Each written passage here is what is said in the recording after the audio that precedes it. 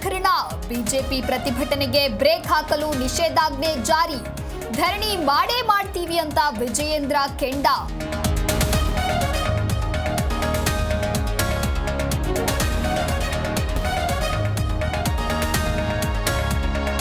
ಮನ್ಮೂಲ್ ಅಧ್ಯಕ್ಷ ಸ್ಥಾನದ ಮೇಲೆ ಶಾಸಕ ಕದಲೂರು ಕಣ್ಣು ಒಂದೇ ಕಲ್ಲಿಗೆ ಎರಡು ಹಕ್ಕಿ ಹೊಡೆಯಲು ಕೈ ನಾಯಕರ ಪ್ಲಾನ್ ಜೆಡಿಎಸ್ ನಾಯಕರನ್ನ ಮಟ್ಟ ಹಾಕಲು ರಣತಂತ್ರ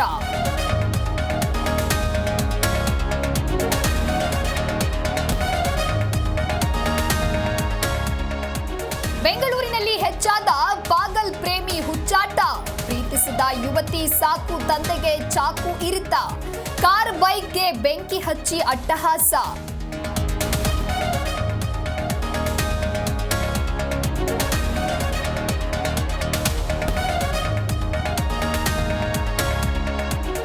ಕುಡಿಯುವ ನೀರು ಅನಗತ್ಯ ಪೋಲು ಬಿತ್ತು ದಂಡ 7 ದಿನಗಳಲ್ಲಿ ಬರೋಬ್ಬರಿ 112 ಪ್ರಕರಣ ದಾಖಲು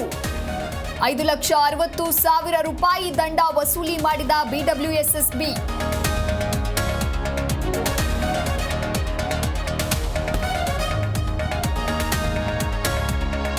ಕಾರ್ಖಾನೆ ವಿರೋಧಿಸಿ ಕೊಪ್ಪಳ ಬಂದ್ ಪ್ರತಿಭಟನೆ ವ್ಯಾಪಾರಸ್ಥರಿಂದ ಮಾತ್ರ ಬೆಂಬಲ ಎಂದಿನಂತೆ ಸಾರಿಗೆ ಸಂಸ್ಥೆಯ ಬಸ್ಗಳು ಪ್ರಾರಂಭ